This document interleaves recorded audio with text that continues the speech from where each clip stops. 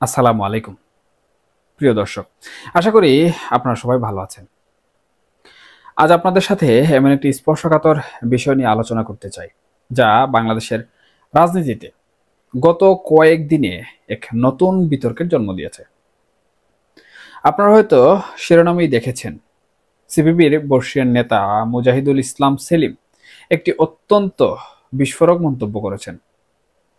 তিনি বলেছেন, বর্তমান সরকারের প্রধান উপদেষ্টা ডক্টর ইউনূস সাহেব ধরা পড়ে গেছেন। এই কথাটির আক্ষরিক অর্থ কি? তিনি কিসের কথা বলতে চাইলেন? কেন এই অভিযোগ? আর সবথেকে বড় প্রশ্ন, যখন দেশের জাতীয় স্বার্থ নিয়ে এত বড় প্রশ্ন উঠছে, তখন বিএনপি বা অন্যান্য বড় রাজনৈতিক দলগুলো কেন রহস্যজনকভাবে নীরব রয়েছে? এই বিষয়গুলোরই চুলচেরা বিশ্লেষণ করার চেষ্টা করব আজকে। আলোচনার শুরুতেই আমাদের একটু পিছনে ফিরে তাকাতে হবে। তারিখটা ছিল 17 নভেম্বর। পুরো জাতির মনোযোগ তখন অন্য একটি দিকে কেন্দ্রীভূত। আন্তর্জাতিক অপরাধ ট্রাইব্যুনালে সাবেক প্রধানমন্ত্রী শেখ হাসিনার রায় ঘোষণা। গণমাধ্যম থেকে শুরু করে সাধারণ মানুষ, এমনকি আন্তর্জাতিক মহলও তাকিয়েছিল সেই দিনে রায়ের দিকে। আর ঠিক সেই চরম মনোযোগের মুহূর্তে সরকার অত্যন্ত কৌশলে একটি গুরুত্বপূর্ণ চুক্তি সম্পূর্ণ করেছে। চট্টগ্রাম বন্দর বিদেশিদের হাতে তুলে দেওয়ার চুক্তি। এটি কোনো সাধারণ চুক্তি নয়, বরং এটি হলো এমন এক চুক্তি যার শর্তাবলী প্রকাশ করতে বর্তমান সরকার অস্বীকৃতি জানিয়েছে। অর্থাৎ দেশের জনগণ জানতেই পারবে না ঠিক কোন শর্তে, কতদিনের জন্য এবং কাদের কাছে দেশের গুরুত্বপূর্ণ সম্পদ তুলে দেওয়া হলো। এই যে সময়ের এই কৌশল, এটাই প্রথম সন্দেহের জন্ম দেয়। রায় ঘোষণার মতো একটি সংবেদনশীল দিনে কেন এত তাড়াহুড়া করে এই চুক্তি করতে হলো?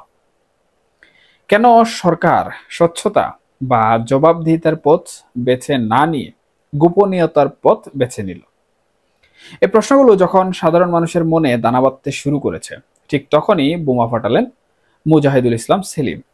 তিনি অত্যন্ত কড়া ভাষায় মন্তব্য করলেন, ইউনূস সাহেবের আসল এজেন্ডা ছিল এই বন্দর বিদেশিদের হাতে তুলে দেওয়া।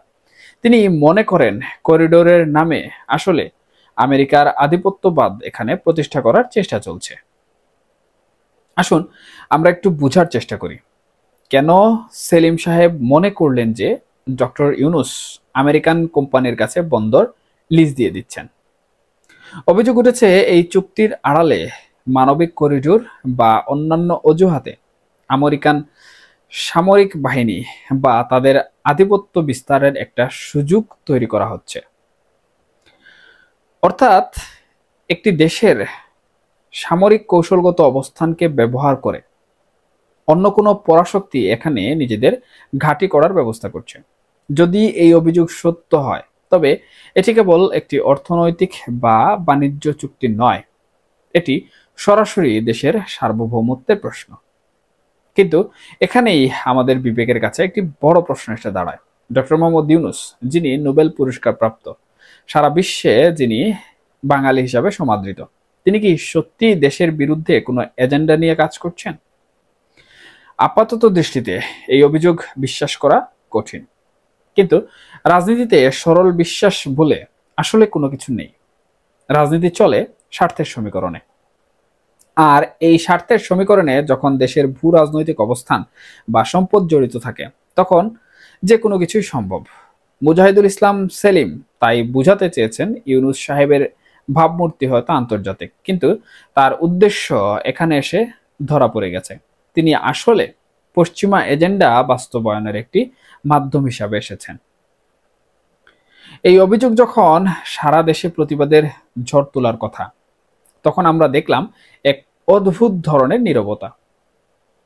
বাম মোর্চা ছাড়া আর কোনো দলই শুরুতে এর তীব্র প্রতিবাদ জানায়নি। আর এই নীরবতাই হলো আজকের আলোচনার সবচেয়ে গুরুত্বপূর্ণ অংশ। কেন বিএনপি নীরব? কেন এনসিপি বা অন্যান্য শরিক দলগুলোর মুখে তারা কুলু পেটে বসে আছে? আপনারা হয়তো জানেন, এই সকল রাজনৈতিক দলগুলো ঐকমত্য কমিশনের সাথে দীর্ঘ ৮-৯ মাস ধরে আলোচনা বা বৈঠক করেছে। সেই আলোচনাগুলোতে তারা সরকারের কাছে অনেক দাবি করেছে, অনেক কথাও বলেছে। কিন্তু যখন দেশের সার্বভৌমত্বের প্রশ্নে এই বন্দর চুক্তি হলো, তখন তাদের কোনো টু শব্দ নেই। প্রশ্ন হচ্ছে কেন? এর সহজ উত্তর হয়তো একটি রাজনৈতিক স্বার্থ। বর্তমানে এই দলগুলোর প্রধান লক্ষ্য হলো ক্ষমতা। তারা মনে করছে ডক্টর ইউনূসের নেতৃত্বাধীন এই সরকার হয়তো তাদের জন্য একটি লেভেল প্লেইং ফিল্ড বা নির্বাচন অনুষ্ঠানের পথ তৈরি করে দেবে। সেই আশায় তারা এই সরকারের বিতর্কিত কর্মকাণ্ডগুলোকে আপাতত উপেক্ষা করে যাচ্ছে। তাদের ভাবনা হয়তো এমন, এখন যদি সরকারের সমালোচনা করি তবে সরকারের সাথে সম্পর্ক খারাপ হবে, আর সম্পর্ক খারাপ হলে হয়তো তাদের নির্বাচনী পথ সহজ হবে না। অর্থাৎ তাদের কাছে দলের ক্ষমতা দখলের স্বার্থ দেশের সার্বভৌমত্বের চেয়েও বড় হয়ে দাঁড়িয়েছে। আর এই নীরবতার মাধ্যমেই তারা প্রমাণ করে দিচ্ছে, যেখানে তাদের দলের স্বার্থ সেখানেই তারা উপস্থিত।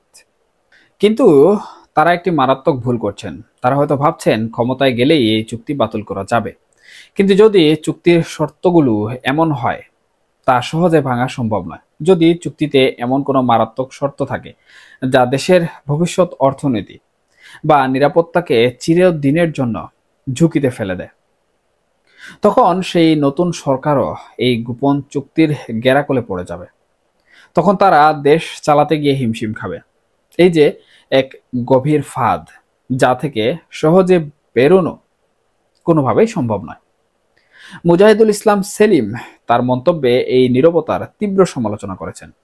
তিনি মনে করিয়ে দিয়েছেন যে ৩০ লাখ মানুষ রক্ত দিয়ে পাকিস্তান থেকে মুক্তি লাভ করেছিল। আমরা কারো গোলামি করতে চাই না, না পাকিস্তানের, না ভারতের, আর না সেটা আমেরিকার। আর যদি আবারও কোনো গোষ্ঠীর গোলামের শৃঙ্খল নিজেদের বাঁধতে চেষ্টা করা হয়, তাহলে জনগণ আবারও জেগে উঠবে। তিনি ইঙ্গিত দিয়েছেন, যদি এই দেশবিরোধী চক্রান্ত চলতে থাকে তবে ৫ আগস্টের মতো আরও একটি ঘটনার পুনরাবৃত্তি হতে পারে। এই কথাগুলো থেকে বোঝা যায় দেশের সাধারণ মানুষের মনে এই চুক্তি নিয়ে কতটা ক্ষোভ এবং অবিশ্বাস জমেছে। আমাদের মনে রাখতে হবে, যে কোনো দেশের জন্য তার বন্দর হলো অর্থনীতির প্রবেশদ্বার। এটি কেবল জাহাজ ভেড়ার জায়গা নয়, এটি দেশের কৌশলগত অবস্থান এবং অর্থনীতির নিয়ন্ত্রণ কেন্দ্র। এই বন্দরের নিয়ন্ত্রণ যদি এমন কোনো শক্তির হাতে চলে যায় যারা নিজেদের আধিপত্য বিস্তার করতে চায়, তবে দেশের অভ্যন্তরীণ নিরাপত্তা, সেই সাথে সাথে স্বাধীনতা চরমভাবে হুমকির মুখে পড়তে বাধ্য। তাই বর্তমান পরিস্থিতিতে ডক্টর ইউনূস সাহেবের উচিত ছিল অবিলম্বে এই চুক্তির শর্তগুলো প্রকাশ করা। তার উচিত ছিল জনগণের সামনে স্বচ্ছতার সাথে পুরো বিষয়টি তুলে ধরা। কারণ তিনি এমন একটি আন্দোলনের ফসল, যার মূল দাবি ছিল ন্যায় বিচার এবং স্বচ্ছতা। প্রশ্ন হলো, সেগুলো কি আদৌ আছে? আর সেই সরকারের বিরুদ্ধে যখন গোপনীয়তা এবং দেশবিরোধী এজেন্ডার অভিযোগ ওঠে, তখন সেটি পুরো আন্দোলনের পবিত্রতাকেই নষ্ট করে দেয়। বোঝাই যায় আন্দোলনটি আসলে কি।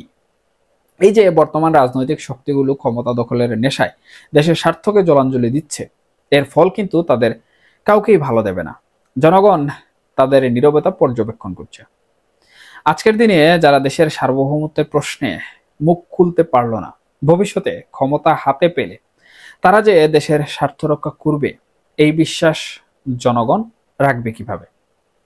তাই আজকের এই আলোচনা থেকে আমরা একটি মৌলিক শিক্ষা নিতে পারি।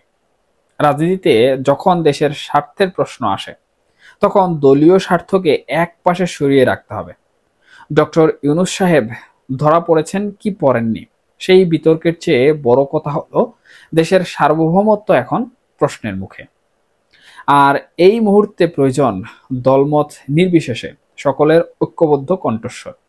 গোপনীয়তার প্রাচীর ভেঙে এই চুক্তির সত্যতা জনগণের সামনে আনা অত্যন্ত জরুরি। আমরা আশা করব সরকার এই আলোচনাগুলো নিয়ে গভীরভাবে ভাববে এবং জনমনের সৃষ্ট সন্দেহ দূর করতে প্রয়োজনীয় পদক্ষেপ নেবে। কারণ একটি সরকার তখনই বৈধতা পায় যখন সে তার দেশের জনগণকে সবকিছু ঊর্ধ্বে রাখে। আর যদি সেই সরকার বিদেশিদের এজেন্ডা বাস্তবায়নে ব্যস্ত থাকে, তবে জনগণ সেই সরকারকে মেনে নেবে না। ইতিহাস বারবার এই শিক্ষাই আমাদের দিয়েছে। সম্মানিত দর্শক, এই গভীর সংকটময় মুহূর্তে আপনাদের কি মনে হয়, বিএনপি সহ অন্যান্য দলগুলোর এই নীরবতা কি আদৌ সঠিক? আর এই চুক্তির ফলে দেশের ভবিষ্যৎ কোন দিকে মোড় নিতে পারে? আপনাদের মূল্যবান বিশ্লেষণ আমাদের কমেন্ট বক্সে জানাতে পারেন। সবাই ভালো থাকবেন, সুস্থ থাকবেন, আর দেশের স্বার্থে সর্বদা সোচ্চার থাকবেন। ধন্যবাদ।